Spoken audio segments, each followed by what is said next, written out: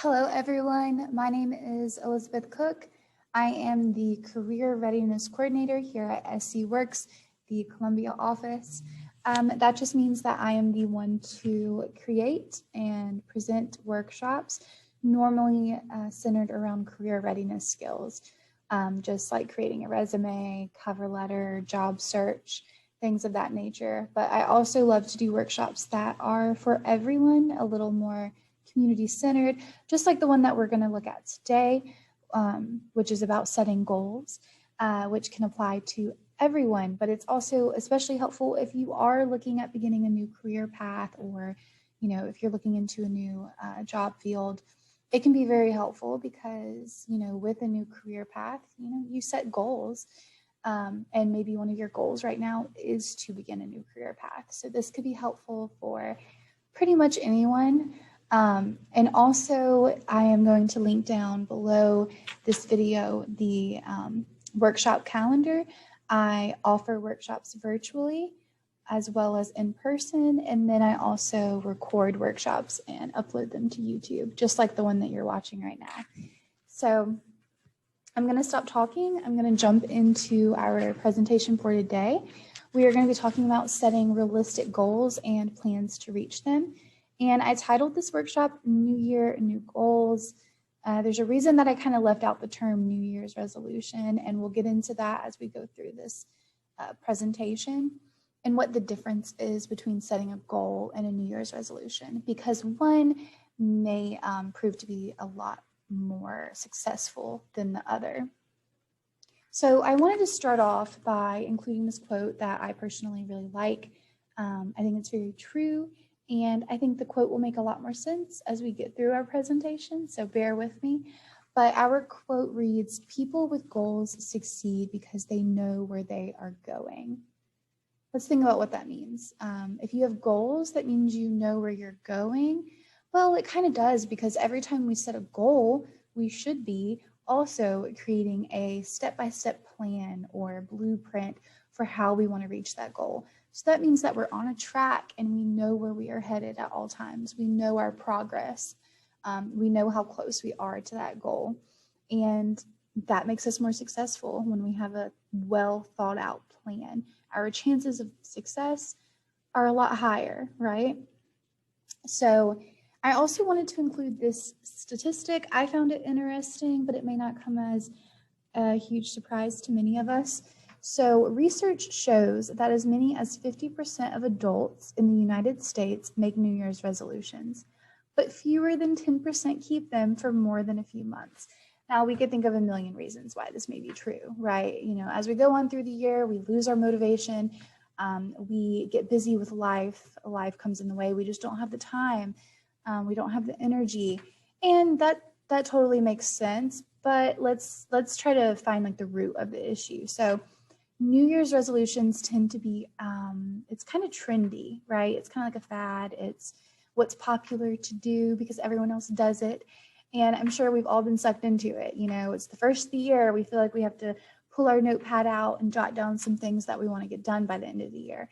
And that's not horrible, but most of the time we take that notepad, we put it back on our desk, we stick it somewhere and we forget about it. We never actually make well thought out plans for reaching those goals. And it's fine to just kind of sit and think about what do I want to do this year? But if you are wanting to set something big for yourself, a big goal to reach, maybe not make it a New Year's resolution, just make it a goal.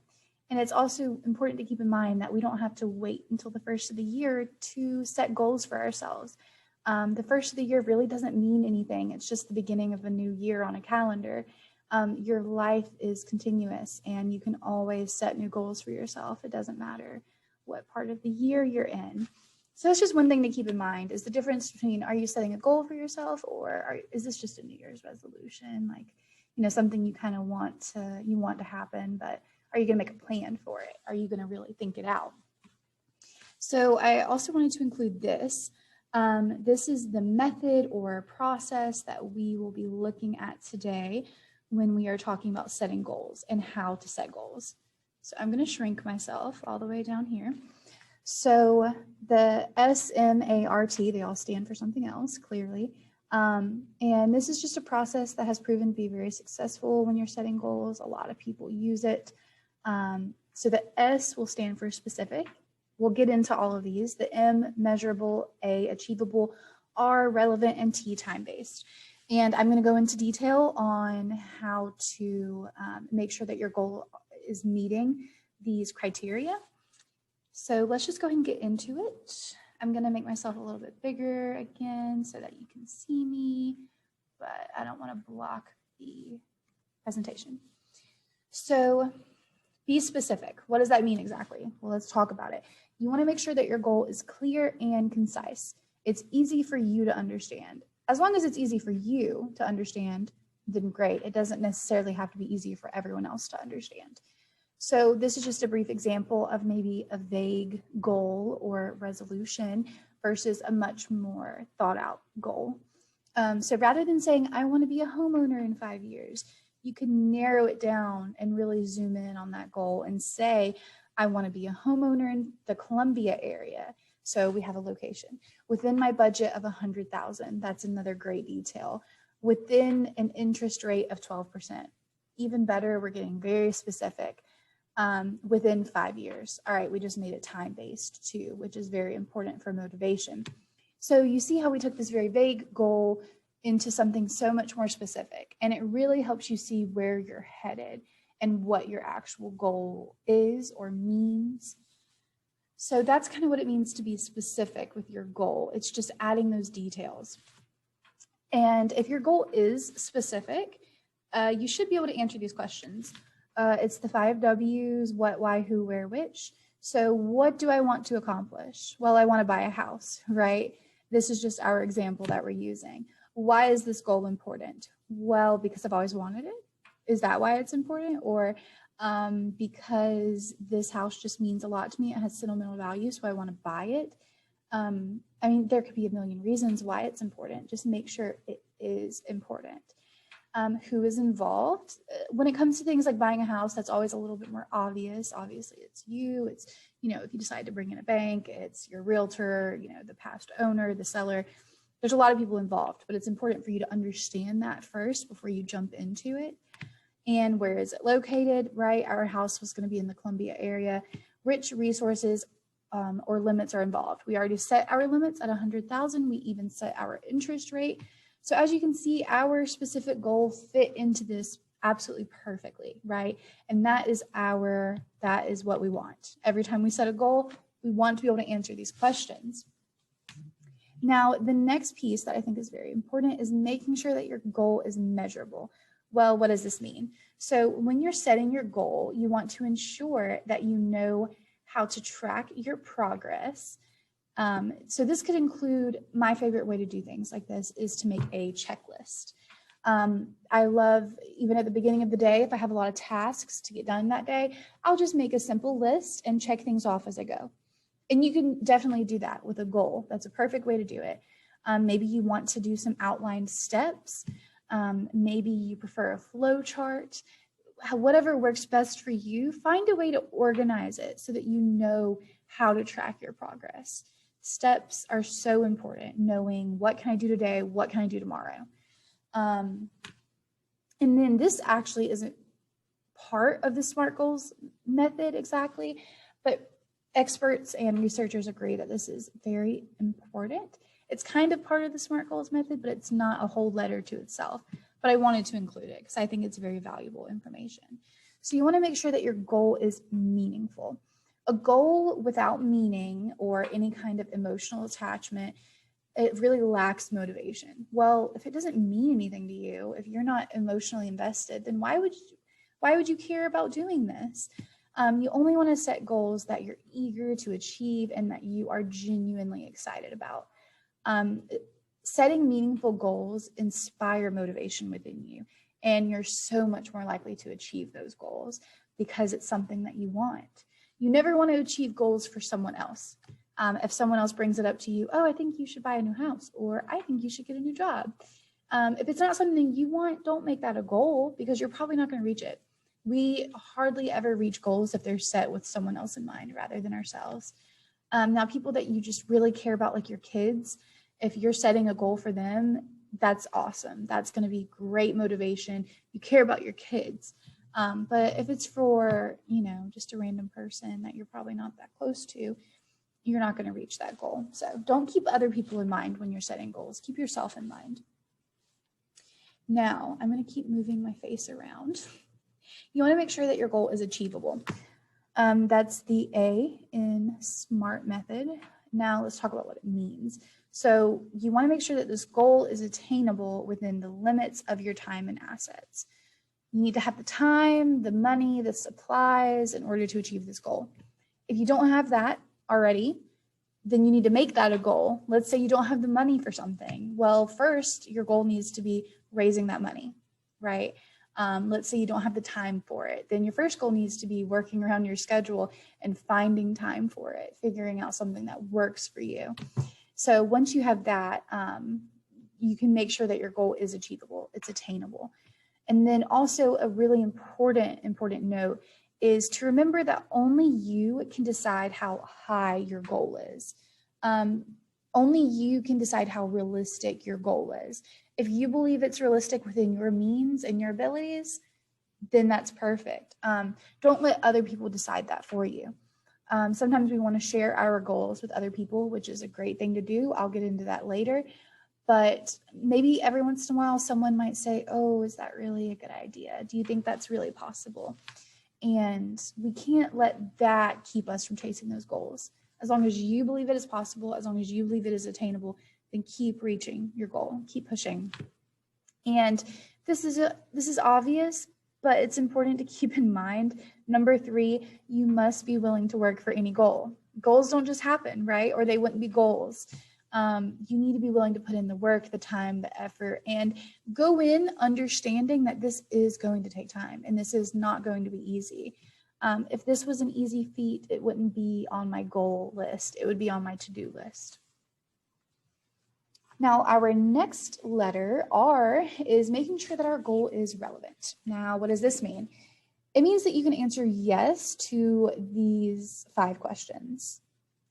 Does this seem worthwhile? Is this the right time? Does this match my other efforts and needs? Am I the right person to reach this goal?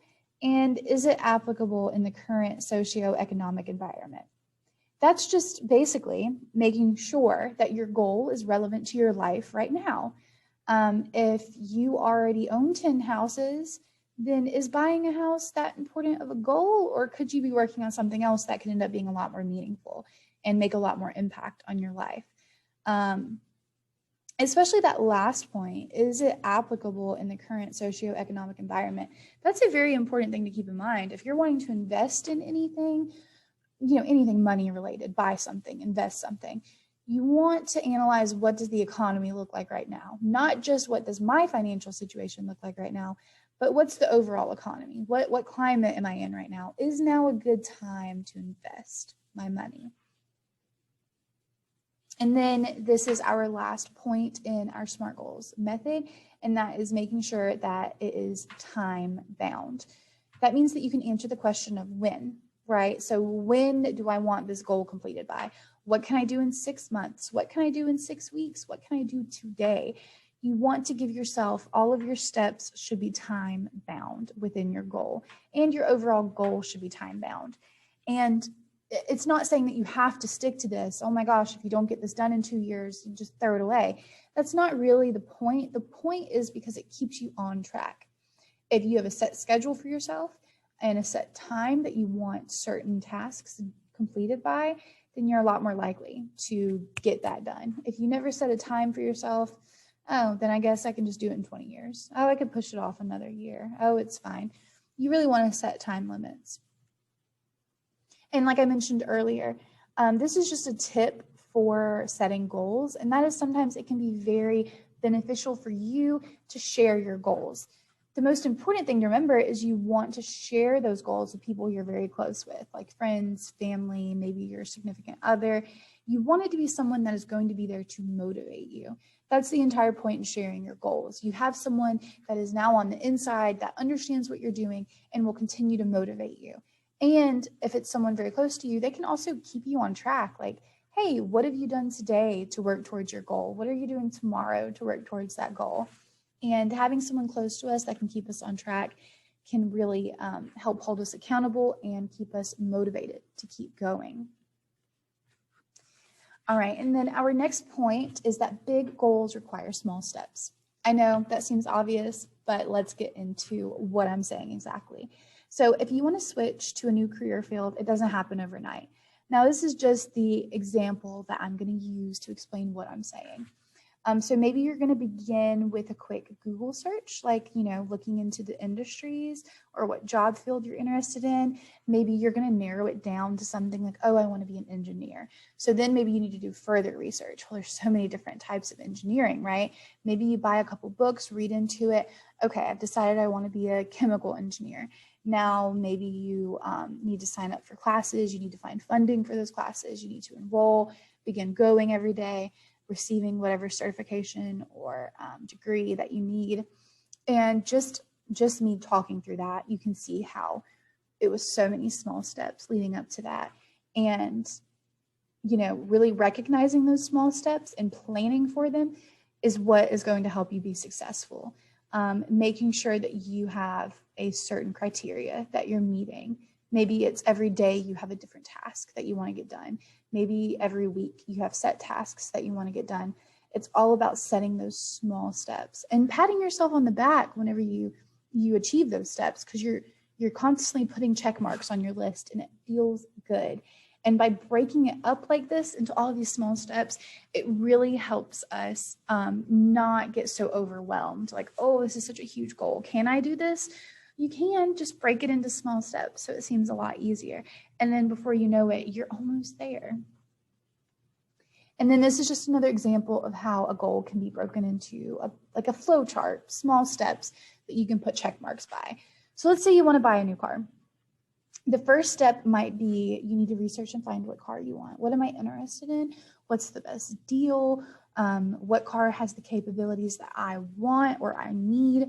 And then let's say you don't even have the money at the moment to buy the car. Well, first you need to obtain a job. Maybe you're not working yet. So once you have that job, you need to set up a savings account, begin saving a certain amount a week. Maybe then you can visit a dealership and then finally buy the car. But as you can see, this is a very simple, broad flow chart of buying a car. Because if we're starting at square one where we still need to save money, then there's a lot more steps here. We need to make a resume, apply to jobs, go through the interviewing process. There's so many little steps that weren't even included here. And you can definitely get that detailed with your steps if that's what works best for you. It is completely up to you. But this is just an example of how you can organize your goals. And I think one of the most important key aspects of reaching your goals is staying motivated. Motivation is very easy to lose. You might be 2 days into this new exercise routine or diet and just say, oh, this is too much work. I don't want to do it anymore.